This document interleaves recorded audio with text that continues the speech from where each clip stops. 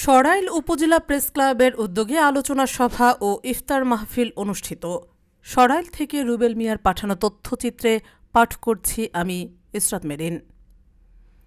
ব্রাহ্মণবাড়িয়ার সরাইল উপজেলা প্রেস ক্লাবের উদ্যোগে ধর্মীয় অনুভূতির সাথে ইফতার ও দোয়া মাহফিল অনুষ্ঠিত হয়েছে।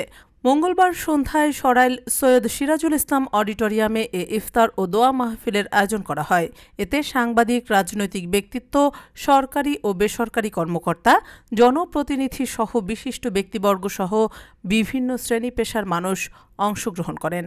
সরাইল উপজেলা প্রেস ক্লাবের সভাপতি মোহাম্মদ শরীফ উদ্দিনের সভাপতিত্বে ও সাধারণ সম্পাদক মোহাম্মদ আলমগীর মিয়ার সঞ্চালনায়, যুগ্ম সাধারণ সম্পাদক নারায়ণ চক্রবর্তীর যৌথ সঞ্চালনায় আয়োজিত এই ইফতার মাহফিলে অতিথি হিসেবে উপস্থিত ছিলেন সরাইল উপজেলা নির্বাহী কর্মকর্তা মোহাম্মদ মোশাররফ হোসেন, উপজেলা পরিষদের সাবেক চেয়ারম্যান আব্দুর রহমান, বাংলাদেশ হিন্দু বৌদ্ধ কল্যাণ ফ্রন্টের মহাসচিব ও ব্রাহ্মণবাড়িয়া জেলা বিএনপির অন্যতম সদস্য এস.এন. তরুণ দে, সরাইল থানার অফিসার ইনচার্জ মোহাম্মদ রফিকুল হাসান, সরাইল সদর ইউনিয়ন পরিষদের চেয়ারম্যান আব্দুল জব্বার, সরাইল উপজেলা স্বাস্থ্য কমপ্লেক্সের আবাসিক চিকিৎসক ডাক্তার কামরুল হাসান, উপজেলা প্রাণী সম্পদ কর্মকর্তা মনসুর আহমেদ, উপজেলা সমাজসেবা কর্মকর্তা পারভেজ আলম, উপজেলা জামায়াতের সাবেক আমির মাওলানা কুতুবুদ্দিন, এ মালিক গ্রুপের চেয়ারম্যান ও বিশিষ্ট সমাজসেবক আব্দুল মালেক, উপজেলা শিল্পকলা একাডেমির সাধারণ সম্পাদক সঞ্জীব কুমার দেবনাথ,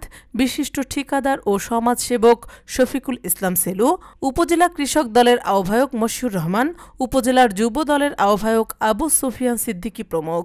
এছাড়াও সভায় সরাইল প্রেস ক্লাবের সভাপতি মোহাম্মদ আলী মাস্টার, উপজেলা প্রেস ক্লাবের সাবেক সভাপতি মোহাম্মদ শফিকুর রহমান, উপজেলা ক্রীড়া সংস্থার সাধারণ সম্পাদক এস.এম. ফরিদ, বিশিষ্ট ব্যবসায়ী ও সমাজসেবক ফয়সাল আহমেদ দুলাল, বিপ্লব, মজিদ বক্স, রওশন আলী প্রমুখ উপস্থিত ছিলেন।